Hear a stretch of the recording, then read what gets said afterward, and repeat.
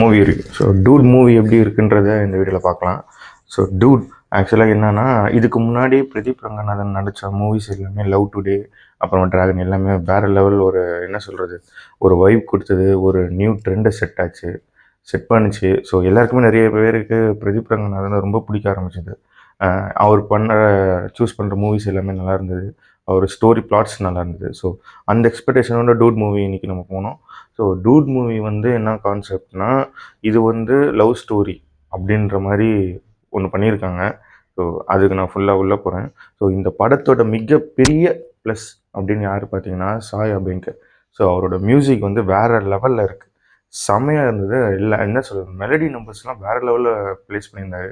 நிறைய மெலடி ஹம்மிங்ஸ், நிறைய melody BGM எல்லாமே சூப்பராக இருந்தது. அதே மாதிரி நம்ம ரீல்ஸில் பார்த்து பார்த்து சலித்த அந்த உன்னை பார்த்த அந்த சாய் அபியங்கரோட அன்பிளக்டு வெர்ஷன் வந்து ப்ளேஸ் பண்ண விதம், அந்த விஷுவலைசேஷன், அந்த சீன் வந்து நிஜமாலே என்ன சொல்கிறது, நம்ம மனசை உருக்குற மாதிரி இருந்ததுன்ற மாதிரி நம்ம சொல்லலாம்.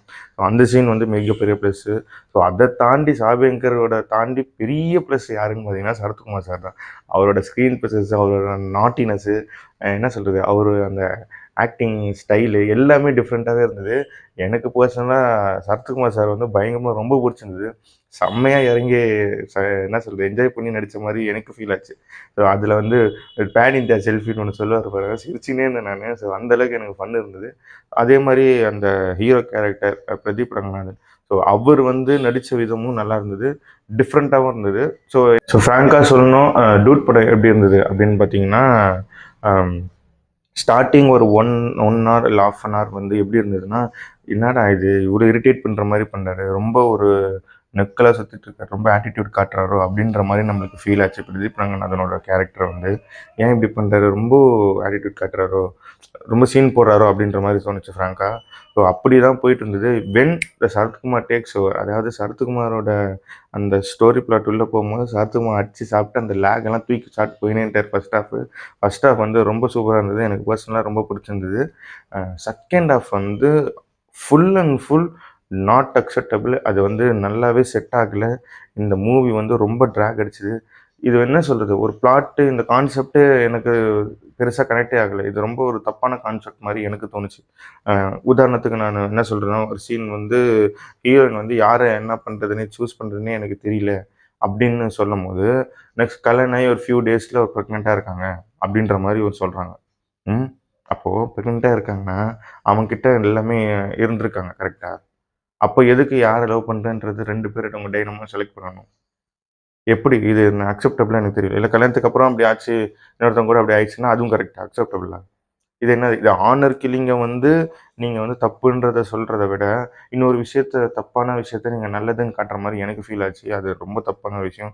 சரி, ஓகே, நம்மளுக்கு தான் செட் ஆகல. ஒரு வேள 2K கிட்ஸ்க்கோ, இந்த ஜென்ஸிக்கும் இது செட் ஆகுதோ அப்படின்னு மாரி கேட்டா, அந்த பசங்ககிட்ட கேட்டாலுமே இந்த சீன் செட்டே ஆகல. செகண்ட் ஹாஃப் சுத்தமா கனெக்ட் ஆகலண்ணா, நல்லாவே இல்லண்ணான்றத உடைச்சிடுறானுங்க. எதுக்கு? என்ன பிளாட்? எதுக்காக இது சூஸ் பண்ணி நடிச்சாரு? நெறைய இன்டர்வியூஸ்ல வந்து பிரதீப் ரங்கநாதனே சொன்னாரு. இந்த மாரி இந்த படம் வந்து நான் யோசிச்சேன், தயங்கினேன். ஒரு பார்ட்க்கு அப்புறம் நான் நடிக்க ஆரம்பிச்சேன்னாரு. தயங்கினது கரெக்ட் தானே, அப்பயே ஸ்டாப் பண்ணியிருக்கலாமே. பிரதீப் ரங்கநாதனுக்கு ஒரு பயங்கரமான ஃபேன்ஸ் இருக்கு. நானுமே அவரோட ஃபேன். எப்படி அவர் இப்படி சூஸ் பண்ணலாம்? ஸோ எப்படி சூஸ் பண்ணாலும் நடிப்பாங்க அப்படின்ற மாரி தோணுதா? ஏன்னா ஒரு எமர்ஜிங் ஒரு ஆக்டர் வந்து எப்படி சக்ஸஸ்ஃபுல்லா ஆவாங்கன்னா, டிஃப்ரெண்ட் ஸ்டோரி பிளாட்ஸ். ஸோ நெறைய விஷயங்கள் வந்து டிஃப்ரெண்ட்டா ட்ரை பண்ணும்போது, ஆடியன்ஸ் மத்தியில ரொம்ப ரீச் ஆவாங்க. ஸோ இது வந்து ரொம்ப டிஃப்ரெண்ட்டா ட்ரை பண்றேன்னு சொல்லி, ரொம்ப கிரிஞ்சா இருந்த மாரி எனக்கு ஃபீல் ஆச்சு. அந்த படத்துல ஒரு டயலாக்கே இருக்கு. இப்ப மத்தவங்க கிரிஞ்செல்லாம் பார்க்கறது தானே உங்களுக்கு காமெடியா பார்க்கறது தான்டா ட்ரெண்டு அப்படின்ற மாரி இருந்தது. இது சத்தியமா செட்டே ஆகல. நெறைய விஷயங்கள் வந்து தப்பா போர்ட்ரேட் பண்றாங்களோ, என்ன சொல்ல, பிரேமலுல அந்த ஹீரோயினுக்கு எவ்வளோ ஒரு ஃபேன்ஸ் இருந்தாங்க.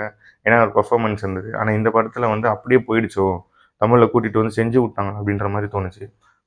2 பேருமே நல்ல பேர். இவங்க 2 பேரும் சேர்ந்தா தான் கரெக்ட்டு. ஒரு கட்டத்துல வந்து நான் என்ன நெனச்சேன்னா, இன்டர்வல் பிளாக் வரைக்கும் என்ன நெனச்சேன்னா, ஓ! இது வந்து ஒரு மௌன ராகம், ராஜா ராணி மாரி போகும். சூப்பரா இருக்கும். கடைசில ஒண்ணு சேர்ந்துருவாங்க அப்படின்ற மாரி நான் நெனச்சேன். பட் அதான் இல்ல. இது வந்து டிஃப்ரெண்ட்டா எடுக்கிறேன்னு சொல்லி சுத்தமா கனெக்ட் ஆகல. யாருக்குமே என்ன சொல்றது, படம் பார்த்துட்டு என் கூட வந்து முன்னாடி ஒரு 4 பேர் போய் பேசினவங்க என்ன சொன்னாங்கன்னா, "ஃபேமிலியலாம் கூட்டு வர மாட்டேன். எங்க அம்மா என்ன செருப்பால அடிப்பாங்க இந்த படம் கூட்டின்னு வந்தா" அப்படின்றாங்க. என்ன பொறுத்தவரைக்கும் இந்த படம் வந்து சாய் அபியங்கருக்கு தான் பெரிய ப்ளஸ்ஸு. பட் ஆனா அவரோட டெபியூட்டுக்கு செம்ம பெர்ஃபார்மன்ஸ் குடுத்திருந்தாரு. ஆனா அது தப்பான மூவிக்கு செலக்ட் பண்ணிட்டாரோ! அப்படின்ற மாரி எனக்கு தோணுச்சு. அம் மற்றபடி மற்றவங்க பர்ஃபார்மன்ஸ்னு பார்த்தீங்கன்னா அவங்க கொடுத்த ரோலெல்லாம் கரெக்டாக பண்ணியிருந்தாங்க. பட் ஆனால் பர்சனலாக செகண்டில் சுத்தமாக கனெக்ட் ஆகல.